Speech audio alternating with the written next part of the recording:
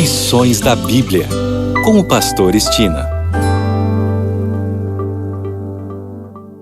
Olá, este é o seu programa Lições da Bíblia. Neste trimestre, que vai até o final do mês de junho, estamos estudando alusões, imagens e símbolos. Como estudar a profecia bíblica? O assunto desta semana é o fundamento de Gênesis. E o tema para hoje, lidando com a morte. Quero iniciar o tema de hoje com uma simples pergunta. A morte tem um papel importante na profecia bíblica? A resposta é sim, mas é necessário explicar. A pergunta é simples, mas a resposta é complexa. Vamos entender hoje a relação que existe entre profecia bíblica e morte. Em Gênesis 2, nos versos de 15 a 17, Deus mencionou a possibilidade da morte. A primeira morte literalmente ocorreu já no capítulo 4.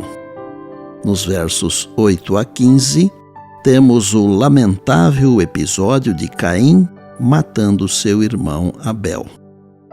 Em Gênesis 3:15, como já mencionamos um dia desses, Deus fez a promessa do Salvador e disse que haveria inimizade entre o dragão e a mulher, entre a serpente e a igreja, isto é, entre os seguidores de Jesus e os seguidores do diabo. A inimizade prenunciada teve sua primeira realização já na primeira geração, pois Caim e Abel, segundo o texto bíblico, foram os primeiros filhos do primeiro casal, Adão e Eva. Permita-me fazer uma outra interrogação. Agora, profeticamente, como Deus resolve o problema da morte? O mesmo verso que fala do salário do pecado fala também do dom gratuito de Deus, que é Cristo Jesus. Se o salário do pecado é a morte, e é, Jesus Cristo, o presente do céu para a humanidade, é vida, vida eterna. Alguns dizem que a morte simplesmente é parte da vida, mas isto não é verdade. A morte é o oposto da vida. A destruição da vida é uma intrusa que nunca deveria ocorrer. Mesmo que estejamos acostumados com a morte, nosso coração protesta quando nos deparamos com ela, como se a humanidade percebesse de modo coletivo que existe algo fundamentalmente errado com a morte. Há alguns casos de morte que parecem ainda mais trágicos, como a morte de uma criança, por exemplo. Na maioria das vezes, espera-se que os pais morram antes dos filhos, pois essa é uma ordem quase que natural das coisas. Contudo, a primeira morte registrada nas Escrituras vai contra esse padrão aparentemente normal. Antes de Adão e Eva morrerem, eles vivenciaram a tragédia da morte quando seu filho justo foi morto pelo irmão ímpio. Foi uma morte especialmente injusta. Jesus, o justo, foi morto pelos ímpios, assim como Abel. Que morte poderia ter sido mais injusta do que a morte de Cristo? Que paralelos podemos encontrar entre a morte de Abel e a morte de Cristo? Bem, a morte de Abel nos ajuda a entender que Jesus possui as chaves da morte e do Hades, da sepultura. Apocalipse 1:18. E o que Deus nos oferece em Jesus Cristo, então? Basta lermos 1 Coríntios 15:17, depois os versos 20 a 22, para entendermos.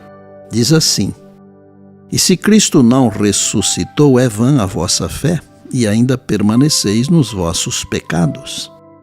Mas, de fato, Cristo ressuscitou dentre os mortos, sendo ele as primícias dos que dormem. Visto que a morte veio por um homem, também por um homem veio a ressurreição dos mortos. Porque assim como em Adão todos morrem, assim também todos serão vivificados em Cristo. E em Apocalipse 1,18, Jesus diz: Estive morto, mas eis que estou vivo pelos séculos dos séculos, e tenho as chaves da morte e do inferno. E Paulo ainda complementa dizendo: Os mortos em Cristo ressuscitarão primeiro. 1 Tessalonicenses 4,16. Meus amigos queridos, é assim que Deus resolve o terrível problema da morte. Em Cristo Jesus, nós temos a ressurreição. Aleluia! E por bondade, lembre-se sempre das palavras de Jesus: passará o céu e a terra, porém as minhas palavras não passarão. Eis que venho sem demora. E lembre-se que a voz é nossa, mas a palavra é de Deus. Bem, amanhã tem mais, se Deus assim nos permitir. E disse Jesus: examinais as Escrituras, porque julgais ter nelas a vida eterna, e são elas mesmas que testificam de mim. João 5,39. Eu sou o pastor Estina e este é o seu programa Lições da Bíblia, diariamente com você pela graça e misericórdia de Deus.